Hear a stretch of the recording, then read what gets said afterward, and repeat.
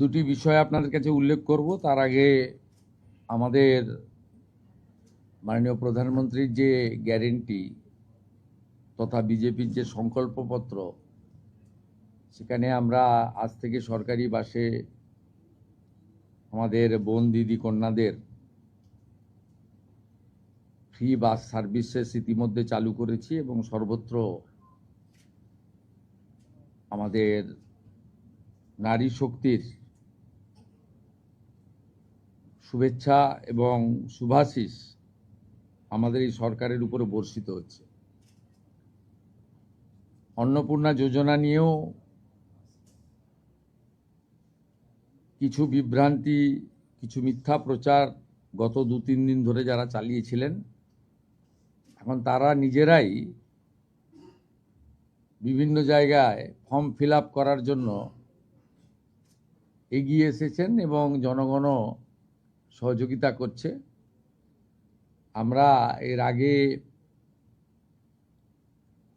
অফলাইনে চালু রেখেছিলাম, আজ থেকে অনলাইনেও চালু হয়ে গেছে এবং আমাদের 20 জন আধিকারিক প্রিন্সিপাল সেক্রেটারি লেভেলের অফিসার জেলায় জেলায় গিয়ে এই কাজ মনিটরিং করছে এবং আমরা আশা করছি বুধবার খুব বড় সংখ্যায় আমরা ট্রান্সফার করব এবং সেই দিন রাজ্যের বিভিন্ন ব্লকে, এসডি অফিসে, মিউনিসিপ্যালিটিতে এই কর্মসূচি সূচনাতে আমাদের ছোট একটা ইভেন্ট হবে এবং আমরা নবান্নর সভাগৃহ থেকে রাজ্য মন্ত্রিসভার সদস্যদের উপস্থিতিতে একটা মিডিয়া ইভেন্টও করব। আমি এই সংক্রান্ত আপনাদের কাছে কেন আমরা বিস্তারিত তথ্য সংগ্রহ করছি, আমি এর আগে ওই রাকিবুল শেখের কথা বলেছিলাম। এই কেসে অনেক বড় পর্দা ফাঁস হয়েছে। বহরমপুর পিএস কেস নম্বর 843/2026, এখানে এখনো পর্যন্ত 22টা ফলস অ্যাকাউন্ট পাওয়া গেছে, যেখান থেকে মহিলারা নয় পুরুষরা লক্ষ্মীর ভাণ্ডারের টাকা নিচ্ছে এবং এটা অনেক বড় সংখ্যা হবে এবং যত এটা আরও আমরা তদন্তের গতি পুলিশকে বাড়াতে বলেছি। 22টা অ্যাকাউন্টের মধ্যে 1 account is linked to Rakibul Sheikh. 15টা অ্যাকাউন্ট পাওয়া গেছে মুস্তাফিজুর রহমান এবং তার স্ত্রী তুহিনা। এরা 15টা অ্যাকাউন্ট চালাচ্ছেন লক্ষ্মীর ভাণ্ডারে। 6টা অ্যাকাউন্ট পাওয়া গেছে তারিকুল রহমানের, যারা 12 পাতা, 16 পাতা, 18 পাতা করছেন। এই রিজেক্টেড, জনগণের দ্বারা রিজেক্টেড নেতা এবং তাদের দলের লোকেদের বলবো যে এই সংখ্যাটা কত হবে আমরা জানি না। অবৈধ অনুপ্রবেশকারীরা তো পাচ্ছেন, তার সাথে সাথে হাজার হাজার তৃণমূল কংগ্রেসের নেতা যারা মহিলা নন বা এই কর্মসূচির আওতায় আসেন না, তারা লক্ষ্মীর ভাণ্ডার লুট করেছেন, সেটা আমরা পেয়েছি। আমরা কাউকে ছাড়বো না। আমি ডিজিপিকে বলেছি সিট গঠন করতে এবং যেহেতু মানিটারি ডিফলকেশন আছে, মানি লন্ডারিংয়েও এদের কেসকে ট্রান্সফার করার জন্য আমরা ডাইরেকশন দিয়েছি। আমরা হিসাব করে দেখেছি এসআইআরে নাম বাদ যাওয়া এবং এই রাকিবুল, মুস্তাফিজুর, তারিকুলরা মিলে অন্তত 30 লক্ষ ফলস লক্ষ্মীর ভাণ্ডারের টাকা তুলছেন। 30 লক্ষ গুণিতক 1,500 টাকা করে যদি হিসাব করেন, কত হাজার কোটি টাকা আপনাদের জনগণের টাকা কিভাবে এরা লুট করেছে।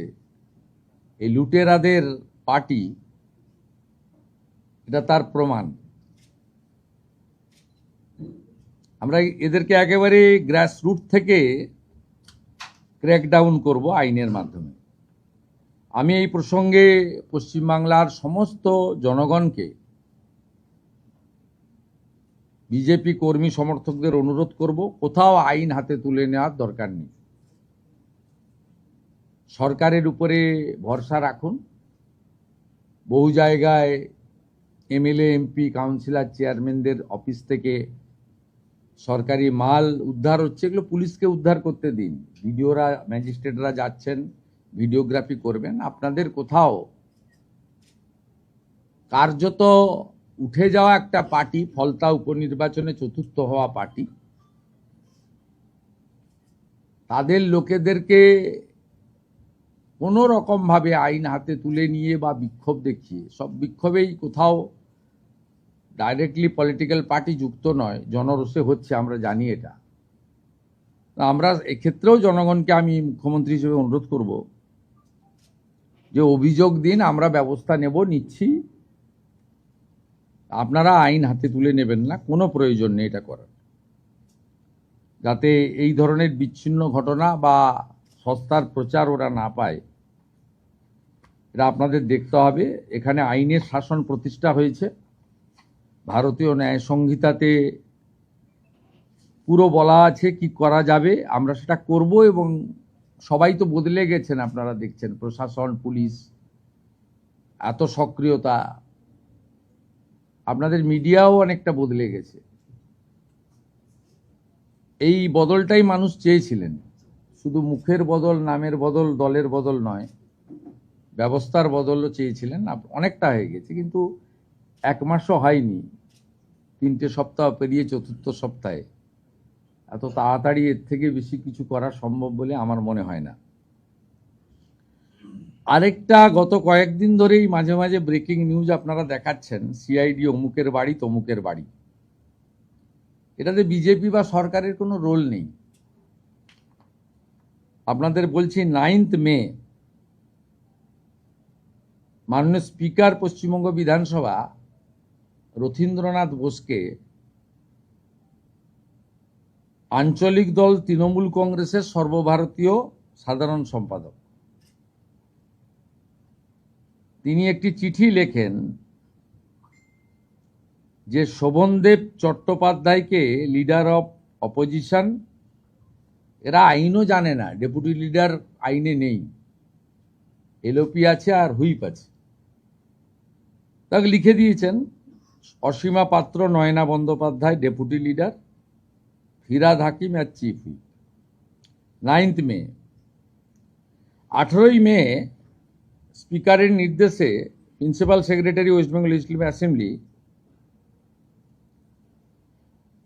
আমাদের যেমন সরকার ক্লেম করতে যখন আমরা গেছিলাম লোকভবনে, ভূপেন্দ্র যাদবজির নেতৃত্বে, শ্রমিক ভট্টাচার্য মহোদয়ের নেতৃত্বে, সেদিন আমাদেরও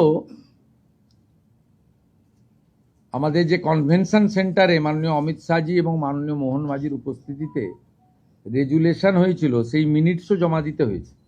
এর আগে 21-এও আমাকে যখন এলওপি হতে হয়, তখন সেখানেও রেজুলেশনের কপি জমা দিতে হয়েছে। 18 মে প্রিন্সিপাল সেক্রেটারি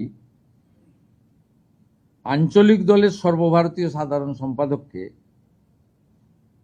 মিনিটস বা রেজুলেশন জমা দেওয়ার জন্য চিঠি করেন। 20 মে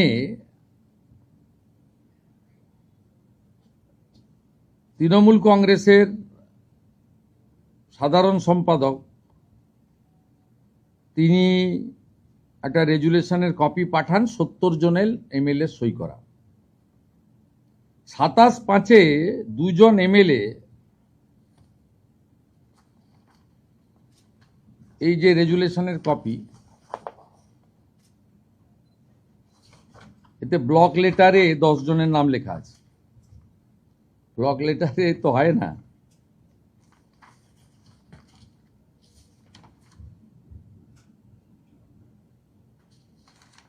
এখানে 2জন এমএলএ, মাননীয় ঋতব্রত বন্দ্যোপাধ্যায় এবং সন্দীপন সাহা, তারা অভিযোগ করেন বলে দিচ্ছি অভিযোগটা কি। 2 MLAs of AITC submitted a complaint to the Honorable Speaker alleging that no resolution was adopted with regard of selection of LOP on 6/5/2026. They had signed in the meeting resolution book on 19/5/2026. The complaint alleged that the resolution dated 6/5/2026 was manufactured and fabricated. The complaint mentioned that as many as 14 signatures were in block letters. টিএমসির 2 জন এমএলএর অভিযোগের ভিত্তিতে স্পিকারের নির্দেশে principal secretary hair street থানায় একটি FIR করেন এবং home সেক্রেটারির নির্দেশে আমার অনুমোদনে পুলিশ মন্ত্রী হিসেবে এটাকে সিআইডিতে দিয়ে দেয়। সিআইডি 13 জন এমএলএকে ইনভেস্টিগেট করে with video photography and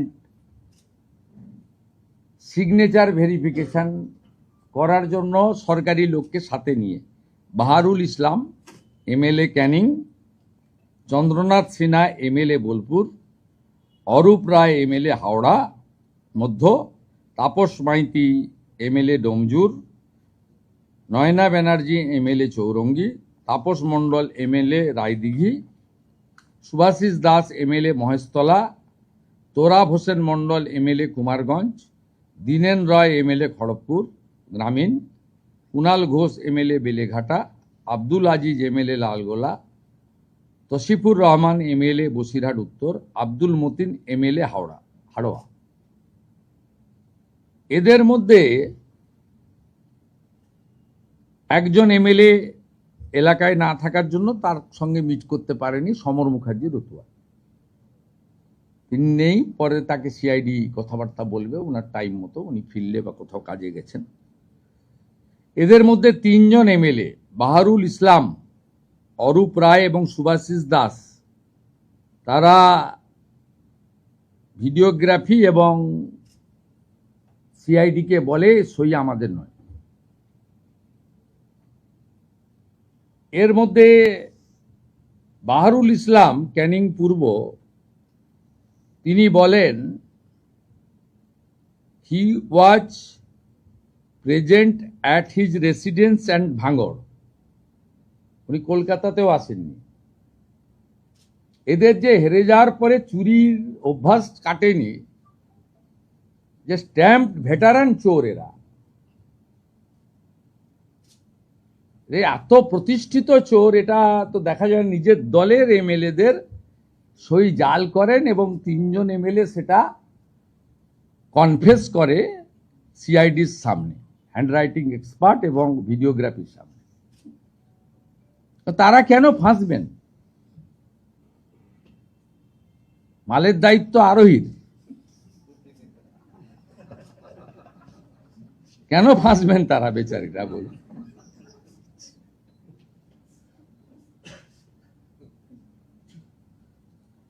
CID একটা নোটিশ করে ওই আঞ্চলিক দলের সর্বভারতীয় সাধারণ সম্পাদককে, যে আপনি রেজুলেশনের বুক নিয়ে আজকে হাজির হবেন। বাকিটা সিআইডি পুলিশ বলতে পারবে, সম্ভবত আমাকে ডিজিপি বলছিলেন উনি টাইম চেয়েছেন, সেটা তাদের প্রসিডিওর অনুযায়ী করবেন। আমি ইনভেস্টিগেশন পার্টে ঢুকবো না, ইটস নট মাই ডিউটি। তো যেহেতু ব্রেকিং নিউজ আসছে, অভিযোগ করছে, আমি দেখছিলাম মাননীয় নয়না বন্দ্যোপাধ্যায় বলছেন, আমি অবাক হয়ে গেছি, আমি সই করিনি কিন্তু আমার বাড়িতে। কুণাল বাবু বলছেন, তারপরে চন্দ্রনাথ সিনহা উপদেশ দিচ্ছেন যে আমি সিআইডি এসেছিল তাদের উপদেশ দিয়েছি যে এইভাবে করা উচিত, আমাদের তো ডেকেই বলতে পারতেন। ডেকে বলবে কেন ভাই? মিনিটস রেজুলেশন তো আমাদেরকেও দিতে হয়েছে লোকভবনে, আমাকে যে দলনেতা করেছে বিজেপি। 21-এ আমি যে এলওপি হয়েছি তার রেজুলেশন দিতে হয়েছে মিটিংয়ে। যে তুমি তোমার লোকেদের সইগুলোকে ফরজারি করবে, এটা তো পাবলিক ডোমেনে এখন। এরা এত বড় করাপ্টেড। এবং আমি সিআইডিকে বলেছি, ভারতীয় ন্যায় সংহিতাতে ফৌজদারিতে যা যা আছে অ্যাকশন আমরা নেব। কারো অসুবিধা থাকলে, কেউ অসুস্থ থাকলে তাকে টাইম দেবেন কিনা আইও বা তার অর্গানাইজেশন ঠিক করবে, ওখানে আমি ইন্টারফেয়ার করব না, ইটস নট মাই ডিউটি। কিন্তু এর সঙ্গে সংবাদ মাধ্যমের প্রচার, তাতেই মনে হতে পারে প্রতিহিংসা নিচ্ছেন, কিন্তু প্রতিহিংসা আমরা নিতে চাই না, কারণ উঠে গেছে পার্টিটা। তো পার্টিটা উঠে গেছে। আমি তো কোনোদিন দেখিনি প্রতিদ্বন্দ্বী প্রার্থী ভোটের আগেই বলছেন যে আমি লড়বো না। মানে কার্যত পার্টিটা উঠে গেছে। এবং কালকেও টিভিতে দেখছিলাম যে 80-র মধ্যে 17 আপনারা রিলে করছিলেন ওই ওয়ানডে ম্যাচের মতো। এক্ষুনি 14 হলো, বেড়ে হলো 15, তারপরে আবার খানিকক্ষণ পরে বললেন 16 হলো, তারপর লাস্টে 17তে আটকে গেলেন, আর বাড়ছে না। তারপরে অসমর্থিত সূত্রে 20, কেউ বলে 17, বললেন আজকের মতো বাতিল। এত আন্দোলন হচ্ছে চারিদিকে, মিছিল আর মিটিং, বিধায়করা পৌঁছাতে পারেননি। মিছিল কি হয়েছে আমরা দেখেছি গতকাল, আজও দেখব। আপনাদের কোনো লোক রাস্তায় নামবে না, রাস্তায় নামবে না। যে কাণ্ড কারখানা আপনারা করেছেন, কোনো সুযোগ নেই পশ্চিমবঙ্গে আপনাদের। অতএব আপনাদের মাধ্যমে আমরা বলতে চাই যে বর্তমান রাজ্য সরকার আমাদের কোনো এজেন্ডার মধ্যেই নেই। ওরা আপনার দলের এমএলএরা লিখিত অভিযোগ করেছে, আপনাদের দলের লিখিত অভিযোগের ভিত্তিতে এফআইআর হয়েছে। এখানে সচিবেরও কোনো রোল নেই, স্পিকারেরও কোনো রোল নেই। আপনাদের দলের 14 জনের সই ব্লক লেটারে আপনারা করেছেন, যেটা ওনাদের সই নয়। 13 জনের মধ্যে 3 জন কনফেস করে দিয়েছে, বাকিরাও এদিক ওদিক করে বলেছে। যা বলেছে আইও জানে, প্রয়োজন হলে কোর্টে কেস ডায়েরি জমা দেবে। কিন্তু আমি পরিষ্কারভাবে বলতে চাই, এই তঞ্চকতা, এই প্রতারণা, এই ধরনের সই দুর্নীতি নিজের দলের বিধায়কদের সঙ্গে নিজেরা যেটা করেছেন, নীতি নৈতিকতার প্রশ্ন তো আলাদা। আমরা আমাদের পুলিশ, রাজ্যের পুলিশ, বিএনএস এর অন্তর্গত, যা করার করবে। এবং যারা তদন্তে সহযোগিতা করবেন, নিশ্চয়ই তাদের কথা তদন্তকারীরা একরকম ভাববেন, আর যারা তদন্তে অসহযোগিতা করবেন তাদের জন্য আইনে যা আছে তাই হবে। এর কোনো রকম এই সরকার, যে সরকার আইনের শাসন প্রতিষ্ঠা করেছে, শাসকের আইন নয়, সেখানে আপনাদের কেউ যারা এই অবৈধ কাজ করেছেন, সই চুরি করেছেন, ছাড় পাবেন না। এটা খুব স্পষ্টভাবে আমি আপনাদেরকে জানিয়ে দিতে চাই। এক্ষেত্রে নিয়ম কি হবে যে যতদিন পর্যন্ত এটা মিটছে, মানে 18 তারিখ থেকে তো অধিবেশন শুরু হচ্ছে, এরা কি বিরোধী দলের মর্যাদা পাবে, নাকি এই প্রক্রিয়াটা শেষ হওয়ার পর তারা পাবে? আজকে তো 1 তারিখ, 8 তারিখ এখনো দেরি আছে। তারপরে ওনাদের আইনে পদ্ধতিতে যা আছে করতে হবে, রেজুলেশনের সঙ্গে মিনিটস দিতে হবে, সই করে দিতে হবে। তাতে নিয়ম যা আছে সেই নিয়ম অনুযায়ী অধ্যক্ষ ঠিক করবে, নবান্ন থেকে মুখ্যমন্ত্রী ঠিক করবেন না। আইনে কি আছে বলা আছে, কি হতে পারে না পারে। কিন্তু যারা সই জাল করেছেন তাদের বিরুদ্ধে অ্যাজ এ পুলিশ মিনিস্টার, যেহেতু মামলাটা সিআইডি টেক আপ করেছে, আমি বলতে পারি আইনে খুব কঠোর এবং কঠিন ব্যবস্থা আছে। আমরা সেই ব্যবস্থা নেব এবং আমরা প্রয়োজনীয় সুপারিশ রাজ্য বিধানসভা থেকে পুলিশ করবে। এক হচ্ছে, আপনার সই অন্যজন করতে পারে না, প্রথমত। এবারে স্বীকার করতে হবে, যারা অলরেডি তো 3 জন বলেছেন আমাদের সই নয়, এবার আপনার নামটা যদি আমি লিখে দিয়ে থাকি, যিনি সেন্ডার তাকে জবাবদিহি করতে হবে কেন তিনি ফরজারি করেছেন। আইনে যা ব্যবস্থা আছে তাই হবে। सर क्या एसआईटी गठन किया गया है सीआईडी की तरफ से ये पूरा जांच के लिए पश्चिम बंगाल? देखिए, जब ये एफआईआर हुआ था हेयर स्ट्रीट पीएस में, तब वहां से हेयर स्ट्रीट पुलिस स्टेशन ने होम डिपार्टमेंट में सूचना दिया है, जो कलकत्ता और कोलकाता बाहर का बहुत सारा एमएलए लोग है, और यहाँ हमारी सिग्नेचर एक्सपर्ट, उनका फॉरेंसिक वीडियोग्राफी, एक थोड़ा बड़ा इन्वेस्टिगेटिंग प्लेटफॉर्म चाहिए इसको इन्वेस्टिगेशन करने के लिए। हम लोग बहुत ट्रांसपेरेंट तरीके से भारतीय न्याय संहिता का अंदर जिस तरीके से इन्वेस्टिगेशन होना चाहिए, सही इन्वेस्टिगेशन, इसके लिए एक कॉम्पिटेंट अथॉरिटी है सीआईडी। कुछ विधायक कलकत्ता का है, कुछ विधायक कलकत्ता का बाहर है, इसलिए अच्छा इन्वेस्टिगेशन के लिए as per the recommendation of the home secretary of the state I approve इसमें सीआईडी इन्वेस्टिगेशन करे, सीट बनाए और इन्वेस्टिगेशन शुरू हो गया। जो आपका मीडिया के द्वारा पिछले 2-3 दिन से रिले हो रहा था, इस टीएमसी का एमएलए का घर में सीआईडी आ गया है, ये जा रहा है, और टीएमसी का नेता लोग वेंडेटा, ये आक्रोश की राजनीति, बदला का राजनीति कर रहा है, ये सब जो बोल रहा था। इसलिए मैं आज थोड़ा डॉक्यूमेंट का साथ एक केस हिस्ट्री आपको बोला है। टीएमसी बंगाल का जनता का साथ तो भ्रष्टाचार किया है, अभी उनका खुद एमएलए का साथ भ्रष्टाचार कर रहा है। टीएमसी चोर है, आपने खुद चुने हुए एमएलए का सिग्नेचर चोरी कर रहा है, इसलिए जनता को ये मालूम होना चाहिए इसमें बीजेपी और सरकार का कोई रोल नहीं है। जो कंप्लेन है, कंप्लेन दो टीएमसी का एमएलए ने किया है, ऋतव्रत बंदोपाध्याय और संदीपन साहा, इसमें कोई हमारी रोल नहीं है।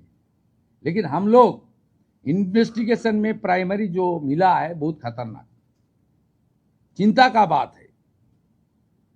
एक रजिस्टर्ड पॉलिटिकल पार्टी जो 15 साल सरकार चलाया, उन्होंने अपने खुद एमएलए का सिग्नेचर फॉल्स करके भेज रहा है असेंबली के अंदर। जो हमारी मंदिर है, गणतंत्र का मंदिर है, वहां भेज रहा है। ये बहुत बंगाल के लिए बहुत चिंता का बात है। कांग्रेस के सांसद के खिलाफ विरोध हो रहा है सर। আগের দিনে যারা মারা গেছিল এবং এসআইআর সমস্ত নিয়ে 30 লক্ষ বাদ গেল, আজকে জানা গেল যে 30 লক্ষ আরো ভুয়ো রয়েছে। তাহলে কি অ্যাপ্রক্সিমেটলি তাহলে ওই 30 লক্ষ বাদ দিয়ে আরো 30 লক্ষ এরকম পাওয়া গেছে যাদের 60 লক্ষ হলো। না ওটাতে এসআইআরে আপনি ফর্মে দেখবেন প্র্যাকটিক্যালি 3টে পৃষ্ঠা ফিল আপ করতে হচ্ছে, বাকিগুলো ট্রাইব্যুনালে যার নাম আছে তার একটা পৃষ্ঠা আছে, সিএতে অ্যাপ্লিকেন্টের আছে, কাস্টের আছে, ওগুলোতে কার্যত কিছু নেই, এগুলো তো করছেন। দেখুন, সরকারের মানে জনগণের 36,000 টাকা বছরে দেবে। আপনি 20 টাকার ঢেঁড়স কিনতে গেলেও টিপে দেখেন, আর 36,000 টাকা বছরে দেবে, সহযোগিতা করুন না। আরে এই যে তারিকুল, হাজিকুল, রফিকুল, কৃষি সব নাম আছে, না এই নামগুলো বিখ্যাত নাম সব, রাকিবুল, মুস্তাফিজুর, আর কি সব নাম রয়েছে, তারিকুল, এই যে 22টা অ্যাকাউন্ট, তো হিমশৈলে চূড়া মাত্র। শুধু জঙ্গিপুর ব্লকেই আমরা 3,000 বের করব। আমি আপনাকে বলছি, ভয়ঙ্কর চিত্র আছে।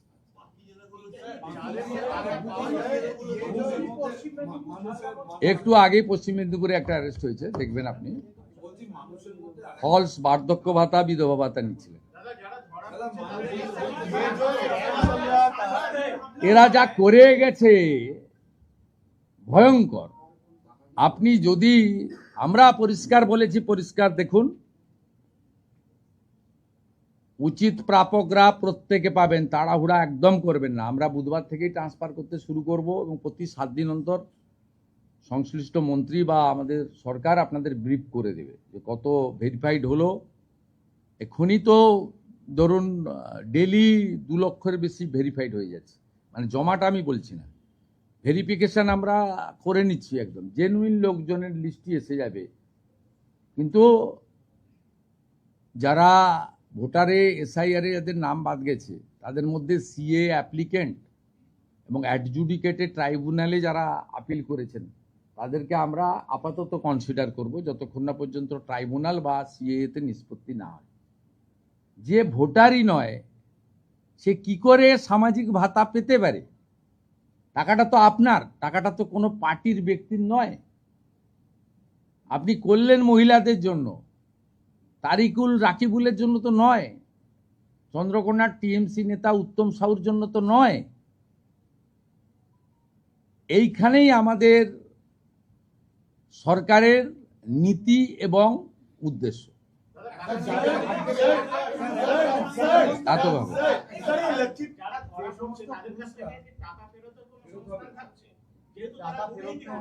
না, it is too early to say, এখনই বলা সম্ভব নয়। আমরা ভলিউম অফ মানি দেখব, যে মানি লন্ডারিং এর অ্যাক্ট রয়েছে, দেখা যাক। শাস্তি কারা পাবে? যারা নিচ্ছে তারা পাবে, বা নিয়েছে তারা পাবে, না যারা এর জন্য দায়ী, মানে আধিকারিকদের দোষ দেবেন কেন? কিছু আধিকারিক ইনভলভ, ঠিক আছে, কলকাতা কর্পোরেশন থেকে হয়েছে এগুলো, জঙ্গিপুরেরটাও এখানে হয়েছে। আপনি আগের সরকার কি ভেরিফিকেশন করেছে? 2 জন লিখে দিয়েছে ইনি ইমাম, উনার কোনো ধর্মীয় প্রতিষ্ঠান নেই, কোনো মসজিদে উনি অ্যাটাচ নন, তাকেও ইমাম ভাতা দেওয়া হয়েছে। আপনার এই লক্ষ্মীর ভান্ডারে ভেরিফিকেশন হয়েছে, যুবশ্রীতে ভেরিফিকেশন হয়েছে। আপনি 10 পাসকে দিয়েছেন তো, আমি আপনাকে কয়েকশো দেখিয়ে দেবো 4 পাসকে দিয়েছেন।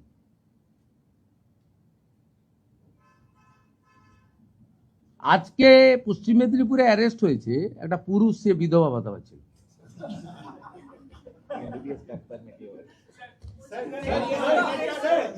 একটু একটু একটু আমাকে পরিষ্কার করতে দেন, একটু টাইম দেন।